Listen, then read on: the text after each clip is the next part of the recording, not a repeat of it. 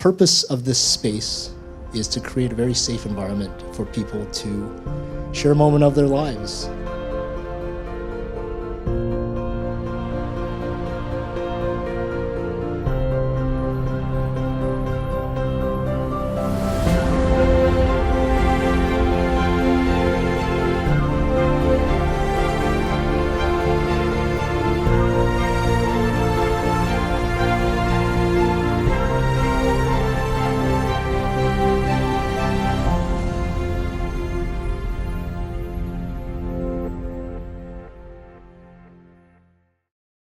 Matatagpuan sa 104 and 138 na may higit sa 300 sasakyan, brand new and pre-owned, ay pwede niyong pagpipilian. Bago ka pa sa bansa, wala ka pang credit score, walang problema.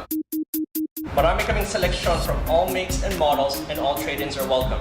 Higit pang impormasyon sa sirmitsubishi.com. Located one block north of St. Paul's Hospital, Downtown Denture Center features complete and partial teeth restoration options. With 35 years experience, Anthony Chung offers mobile services and emergency repair consultation 24 hours a day. Downtown Denture Center, just off Nelson at 970 Burrard in the lobby of the Electra Building. Foodie World has 75,000 square feet of imported and domestic products, with a large selection dedicated to our Filipino kababayans. With an in-house butcher, variety of seafood, and produce from around the globe. Open every day until midnight. Foodie World, one block east of number 3 Road off Sea Island Way in Richmond. Centrally located in the Richmond Auto Mall since 1984, Richmond Honda features a large selection of Honda certified pre-owned vehicles. Inside the showroom, Honda's newest models are displayed for viewing, and the dealership is staffed 7 days a week for financial consultation.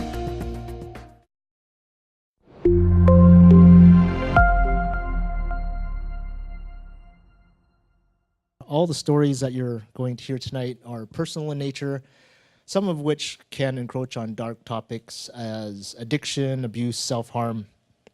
And you may get triggered by them, and if you do, there's a beautiful lounge to the back of XY that you can go down, chill out, get your composure. When you're ready, you can come and join us. Welcome to My Story. My name is Winston Young, and I'll be your host for tonight. That's my favorite part of the whole show, right there. As I mentioned earlier, this stage is, I opened the stage to everybody, regardless of gender, sexual orientation, age. Well, not age, you have to be 19 plus to be in this room. But there's no judgment here. And when I opened the doors to everyone to come in, I invite you to join me, but I get to experience a glimpse into worlds that I never would have access to. In the past, I've had deaf speakers, blind speakers, people from the LGBTQ community share stories about their struggles and open a door to allow me to go experience something that I would never have had an opportunity to do otherwise. So now, with that, I invite a wizard to the stage and invite Tien Neo Eamas to share a story.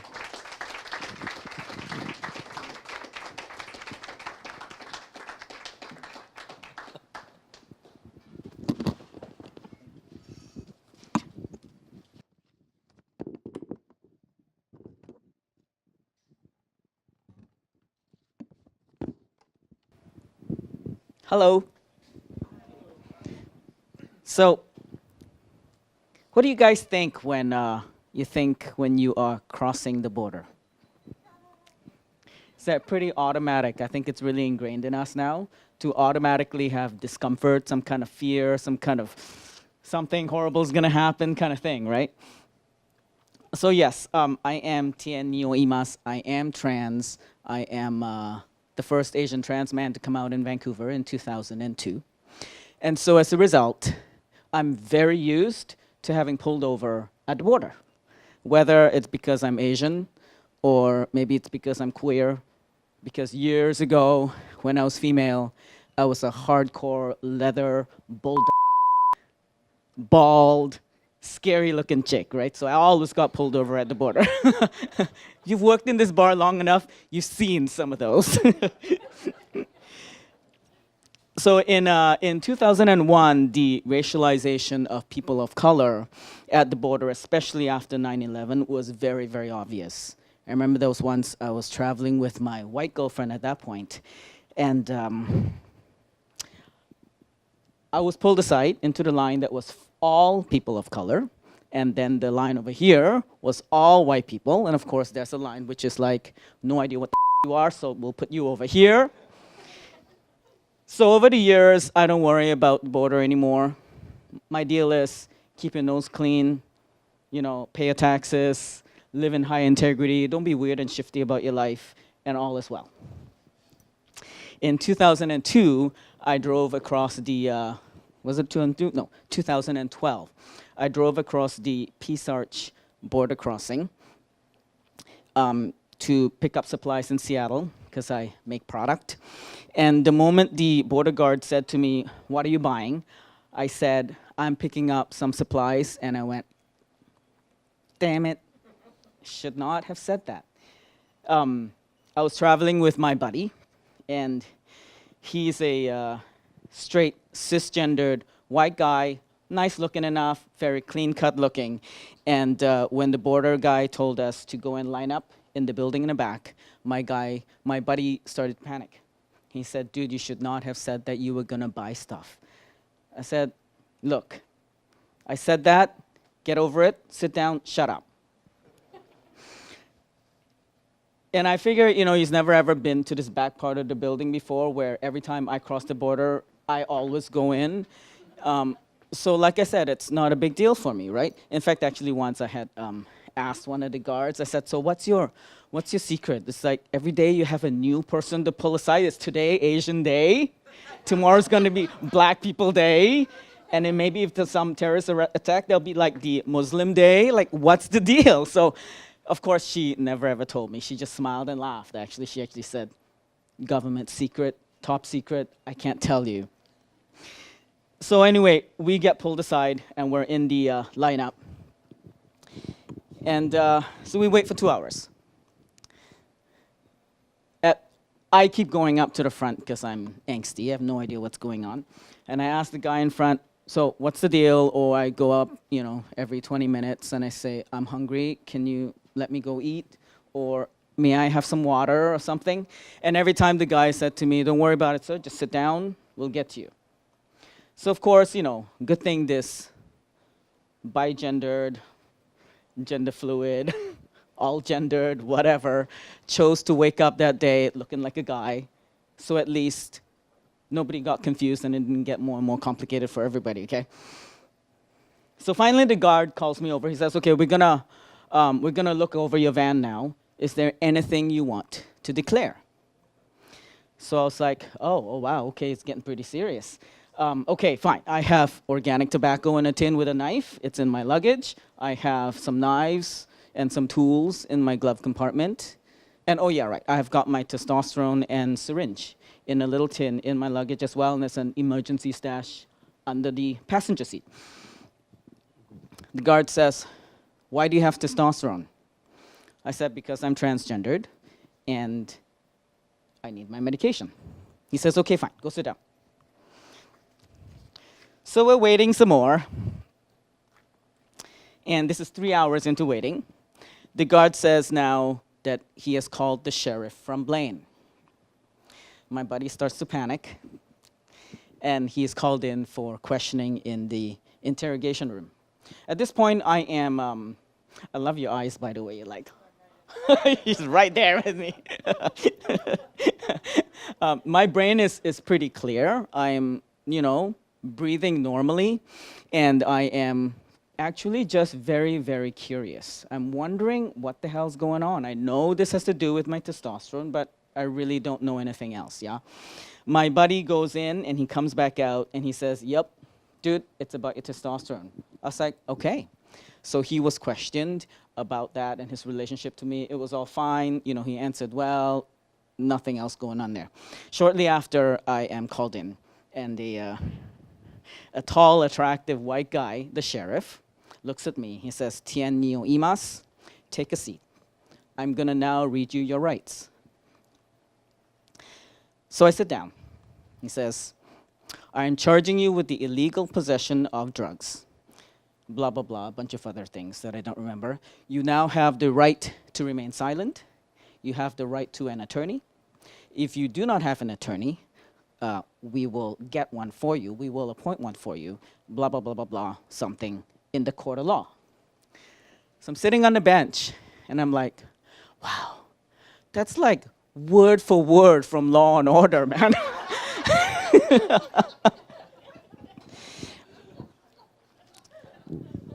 Do you understand that, sir? Yes. You mean my testosterone is a drug? Yes, it is. Do you have a prescription? No, I don't, because it's in an ugly bottle, and so I like to put it in a pretty tin. He says, so why do you have testosterone? I said, because I'm transgendered, and if I don't give myself my shots, I will turn back into a girl. Handsome sheriff, his posture shifts. He slouches a little bit over me, and he's a foot away from me. He says, you mean your boobs will grow?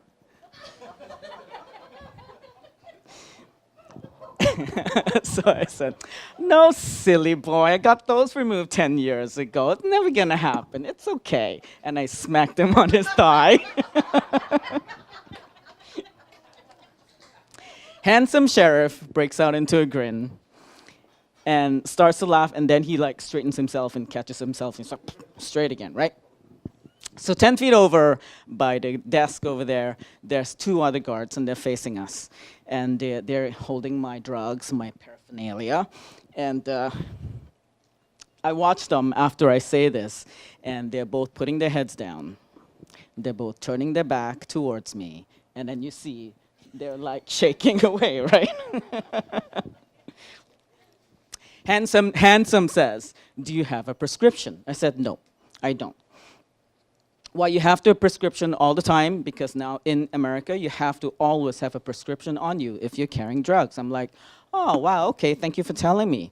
Now I know when I come back to your lovely country, I will make sure I have my prescriptions. He says, okay, fine. Now, so what is in this tin? You've got your testosterone, you've got your syringe, and what is this black bottle? I said, oh, that's my alcohol. He says, why do you have alcohol in a black bottle? I said, because it's prettier to put it in a black bottle than in a brown bottle. He says, okay, why do you have alcohol? I said, so I can put the alcohol on the cotton, and I can wipe my butt and give myself a shot. So once again, there's a shuffle of movement over by the desk. And they're laughing, and Handsome is like laughing. He's totally like, okay, I'm just gonna laugh and have a good time. So I then gave them a basic lesson 101 in transgendered people, and a little bit about our lives. And I said to them, it's 2012. Like, guys, you must know transgender people by now? Handsome says, no, not really, and I've never interrogated one before. And I looked at the guards, I was like, and you? And they were like, I was like, wow, look, happy day. We all got to learn something new. So by now, everybody's freely laughing. And Handsome says, so unfortunately, I am going to charge you because you were carrying an illegal substance into America. But because you were obviously not aware this is what we were doing, I'm going to give you a court date. You're going to come back in 2 days. You're going to go to Blaine. You're going to get yourself a lawyer. And, most probably this will be okay. But you got to get yourself a lawyer. So then he sets me up on how to find myself a lawyer.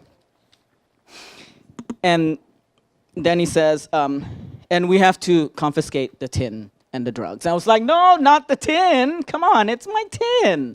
I love my tin. 70s retro tin, like, especially for my drugs. So I look over pleadingly at the guards who are like laughing away. They look at each other, they empty the contents, and they walk over to me and they give me my tin back. And it was actually really sweet because in that moment, they looked at me, they nodded, they gave me eye contact. It was kind of like, thank you. And then they left the room. So I was denied entry into the United States of America that day. We left Vancouver that morning to go have lunch in Seattle, and instead we got turned around and we had dinner in White Rock. The inside of my van was completely flung apart. Everything was everywhere.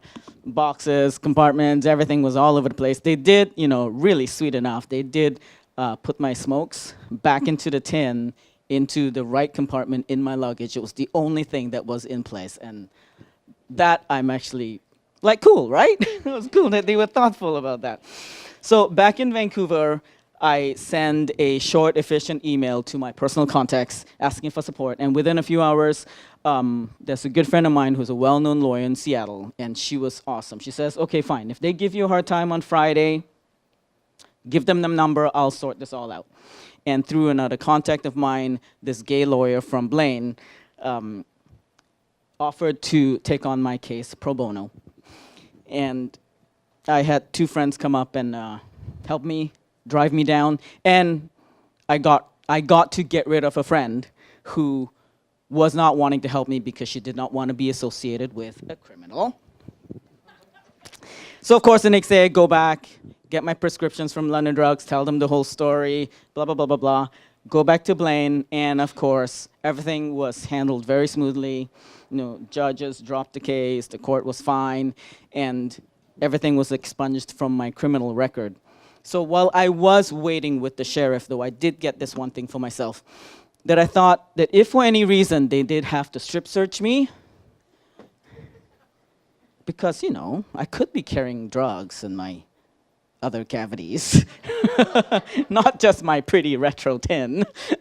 But, I thought if they did decide to strip search me, I'd actually be okay with that. And that thought, when I was sitting in the interrogation room, really, really surprised me. Because as a trans man, and like some of us trans people, we have very rare, unique bodies. And given that we live in the world that we live in right now, where these unique bodies are not seen anywhere, we don't go out in public very much. We don't show off our bodies except to our lovers. And a lot of us end up loathing and hating ourselves. So I'd spent a good 10 years hating this meat suit that I came into Earth with. Even with my surgeries and everything, I just hated it. Self-loathing, fear, embarrassment, all of that stuff was my whole life. So when I got that I had done this work and just loved who I was over 10, 15 years, the fact that they could strip search me all they want, I would be perfectly fine, was a big breakthrough for me to realize that I had really loved myself so much. So my lesson, and a lesson for all of us here, even when in a dire situation, always be committed to joy, light, and humor. That anything is possible when you are coming from your heart and not your noisy head. Now, I never blamed anybody. I did not blame myself. I did not blame the US government or system. They were just doing their job. And me, I was just not being very smart, and I didn't know, right? I also immediately shut down all negative, fear-based, blameful conversations that my friend particularly wanted to have for some reason, but I made sure I was clear of that. And I got present. I got out of my head, and I was speaking human being to human being with the sheriff, with the guards. So I wasn't speaking, person of authority to someone of not. I wasn't speaking to, person in power and a civilian. I wasn't speaking from white guy to person of color or cisgendered guy to trans person. I was speaking soul to soul.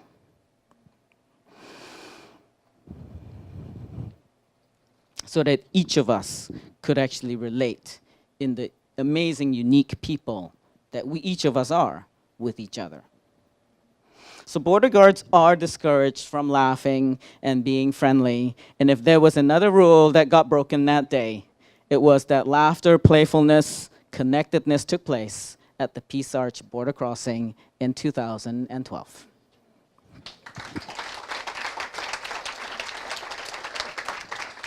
Awesome. Tien Neo Eamas, everyone. My name is Jeevan Bath. Suki Bath has been selling quality pre-owned vehicles for 37 years. All of our vehicles come with a certified inspection report, and history reports are available for all vehicles. All of our sales staff is fully licensed. Visit sukibathmotors.com today. Cowley and Company, car accident lawyers representing personal injury and disability victims in the Lower Mainland. A former chiropractor, Lee Cowley has more than 20 years' experience as an attorney in BC. Locations include Abbotsford and Burnaby, with a head office in Surrey, on 104 Avenue at 138th Street. Marami kaming selection from all makes and models, and all trade-ins are welcome. Bago ka pa sa bansa, wala ka pang credit score, walang problema. Garantisado ang financing, plus meron kaming certified warranty technicians for all your services and repairs. Matatagpuan sa 104 and 138 and at surreymitsubishi.com.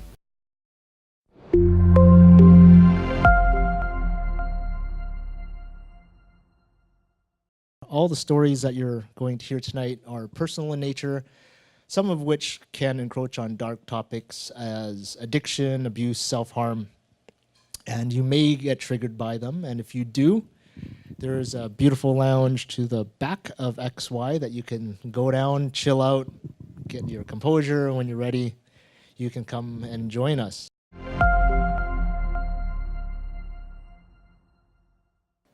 As I said earlier, I don't have any children, and for the longest time, I kept saying, I want to feel alive. I want to feel alive. I'm chasing after this feeling, not really understanding where it is, what it could be. And sometime last year, my sister came up and said, she sends me an email. She goes, hey, you should adopt this puppy. And I clicked the link, and she must have a lot of faith in me, because it was a link to adopt a blind puppy. I'm like, considering I've never raised a cactus before, this is quite the reach. I asked her, it's like, what do I know about raising a puppy? It's like I can't raise a blind puppy. And she said to me, you seriously underestimate your abilities. And then I left it at that. And to rewind a lot, the reason I didn't want a puppy or a dog is I was 6 years old and I was chased through Chinatown by a Doberman Pinscher, right? Now, if you could see that, in cartoon land, I'm running for my life, and I'm sure the dog was wanting to play. I didn't know that, because I thought it was going to have me for lunch. So I had a lot of PTSD about having a dog around me. My sister had a dog, and I hung around with that dog and got better. Mom had a dog, hung around that dog, got a little better. So this suggestion to get a dog wasn't really that out there, but I go, whatever. I'm not getting a puppy. And then you know how sometimes you're working? It's not you do. You're working, and then all of a sudden the browser window pops up, and you just do random tangent searches about weird stuff. Well, mine was how to raise a blind puppy. Then I caught myself. It's like, well, if I didn't want a puppy, then why the hell am I searching on how to raise a puppy? Whatever, close it. Then I'm searching for non-blind puppies. And then I thought, okay, you know what? There's some desire to bring this into my life. And my sister goes, the reason you want to feel alive because you're dying inside. You need a heartbeat. I'm like, okay. I can accept that. And I was dying inside. I was really caving in on myself and not understanding how to get out. So long story short, I got a puppy. And the trials and tribulations of raising this puppy can span multiple shows. But I invite my sister, Christine Highlands, on the stage to share an episode that she likes best.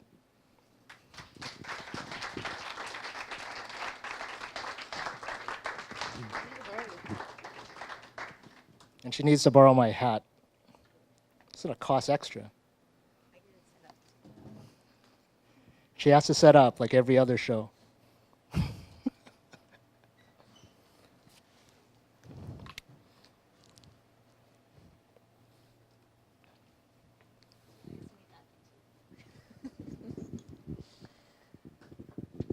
All right, so hello everyone.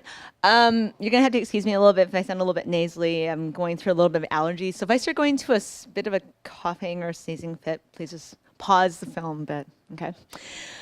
All right, so a few weeks ago, I get a text message. Please call me when you have a moment. That's quite often what I get from Winston. So I call him up. Hey, you, what's up?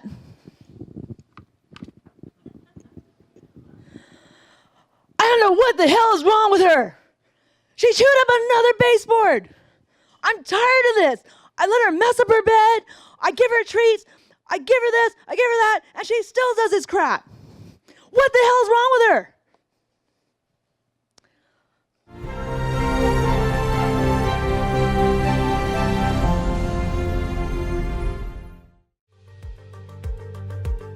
Models are on display at Freeway Mazda.